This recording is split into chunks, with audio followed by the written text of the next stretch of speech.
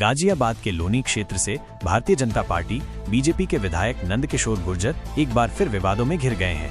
यह मामला तब शुरू हुआ जब उन्होंने बिना किसी प्रशासनिक अनुमति के एक धार्मिक जुलूस, जिसे कलश यात्रा कहा गया, निकालने का फैसला किया। ये जुलूस एक रामकथा आयोजन के पहले निकाला जा रहा था, जिसमें बड़ी संख्या में उनके समर्थक और स्थानीय लोग शामिल थे। विधायक नंदकिशोर गुर्जर खुद इस यात्रा का नेतृत्व कर रहे थे और उनके सिर पर रामचरितमानस रखा हुआ था, जो उनके लिए इस आयोजन की धार्मिक महत्ता को दर्शाता था। लेकिन ये जुलूस उस समय विवाद का केंद्र बन गया जब पुलिस ने इसे रोकने की कोशिश की, क्योंकि इसके लिए कोई औपचारिक अनुमति नहीं ली गई थी। पुलिस के मुताबिक उन्हें सूचना मिली थी कि ये जुलूस परंपरा से हटकर और बिना किसी पूर्व सूचना या अनुमति के निकाला जा रहा है। पुलिस ने विधायक और उनके समर्थकों को समझाने की कोशिश की कि बिना परमिशन के इस तरह का आयोजन कानून के खिलाफ है, लेकिन विधायक और उनके समर्थक पुलिस की बात मानने को तैयार नहीं हुए। नतीजतन स्थिति तनावपूर्ण हो गई और दोनों पक्षों के बीच धक्का मुक्की शुरू हो गई।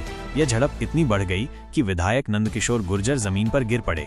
बाद में उन्होंने अपने समर्थकों से कहा कि उन्हें चक्कर आ गया था, जिससे उनके समर्थकों में पुलिस के प्रति गुस्सा और भड़क गया। इस घटना के दौरान उनके कपड़े भी फट गए, जिसने पूरे मामले को और सनसनीखेज बना दिया। झड़प के बाद विधायक नंदकिशोर गुर्जर ने अपने समर्थकों के साथ सड़क पर धरना शुरू कर दिया। फिर वे रामकथा के मंच पर चढ़े और वहां से प्रशासन और पुलिस को खुलेआम धमकी दी। उन्होंने बेहद विवादास्पद बयान देते हुए कहा, चीफ सेक्रेटरी और कमिश्नर, अगर तुम में हिम्मत है तो मुसलमानों की नमाज रोक कर दिखाओ। अगर तुम्हारी माँ ने दूध पिलाया है तो कथा के बाद गाजियाबाद में कहीं भी तय कर लो, तुम्हारी गोली होगी और हमारे सीने होंगे। कथा के बाद मैं चुनौती देना चाहता हूँ इस ढूंढी पुलिस को। चीफ सेक्रेटरी, अगर तेरी माँ ने दूध पिलाया है, कमिश्नर तेरी माँ ने दूध पिलाया है, तो कथा के बाद गाजियाबाद कहीं भी तय कर लेना, तेरी गोलियां होंगी, हमारे सीने होंगे। यहाँ से लेकर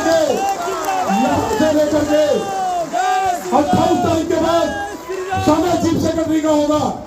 इस बयान ने न केवल पुलिस और प्रशासन को निशाने पर लिया, बल्कि एक सांप्रदायिक रंग भी दे दिया, जिससे यह मामला और गंभीर हो गया। विधायक ने यह भी कहा कि वे मुख्यमंत्री योगी आदित्यनाथ से इस अन्याय की शिकायत करेंगे और अगर प्रशासनिक अधिकारियों को सजा नहीं मिली तो वे अन्न जल त्याग देंगे और फटे कपड़ों में ही रहेंगे। पुलिस ने इस घटना के बाद विधायक नंदकिशोर गुर्जर और उनके समर्थकों के खिलाफ कार्रवाई शुरू कर दी।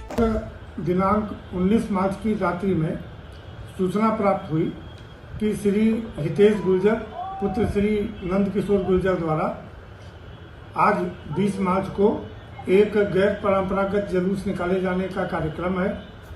इस सूचना पर थाना प्रभारी लोनी बार्डर द्वारा रात्रि में ही श्री हितेश गुर्जर के मोबाइल पर 2 बार एवं उनके एक समर्थक के मोबाइल पर 3 बार फोन मिलाकर वार्ता करने का प्रयास किया गया, परंतु फोन रिसीव न होने के कारण वार्ता नहीं हो पाई। आज प्रातः सुबह 7:52 थाना प्रभारी द्वारा श्री हितेश गुर्जर को एवं 7:56 एवं 8:20 पर उनके पिता श्री नंदकिशोर गुर्जर जी से वार्ता करके तथा मेरे द्वारा भी प्रातः 8 बजे श्री नंदकिशोर गुर्जर जी से वार्ता करके उक्त गैर परंपरागत जुलूस, जिसके संबंध में न तो अनुमति प्राप्त की गई है, न तो अनुमति प्राप्त करने का आवेदन किया गया है, अतः उक्त जुलूस को निकालने से मना किया गया। परंतु इसके बावजूद उन लोगों द्वारा पुलिस के साथ धक्का मुक्की करके आज उक्त जुलूस निकाला गया।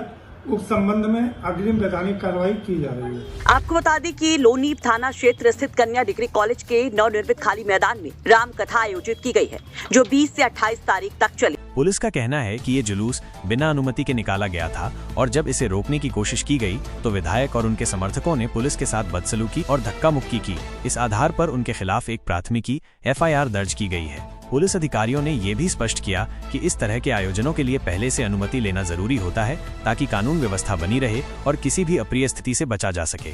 लेकिन विधायक ने इसे धार्मिक भावनाओं से जोड़ते हुए पुलिस पर आयोजन में बाधा डालने का आरोप लगाया। ये घटना गाजियाबाद में चर्चा का विषय बन गई है। एक तरफ विधायक के समर्थक इसे धार्मिक स्वतंत्रता पर हमला बता रहे हैं, वहीं दूसरी तरफ पुलिस और प्रशासन इसे कानून का उल्लंघन करार दे रहे हैं। इस पूरे प्रकरण ने नंदकिशोर गुर्जर को फिर से सुर्खियों में ला दिया है, जो पहले भी अपने विवादित बयानों और कार्यों के लिए जाने जाते हैं। अब ये देखना बाकी है कि इस मामले में प्रशासन आगे क्या कदम उठाता है और विधायक की ओर से इस धमकी और धरने का क्या जवाब आता है। ये घटना निश्चित रूप से स्थानीय राजनीति और कानून व्यवस्था के बीच एक नए तनाव को जन्म दे सकती है।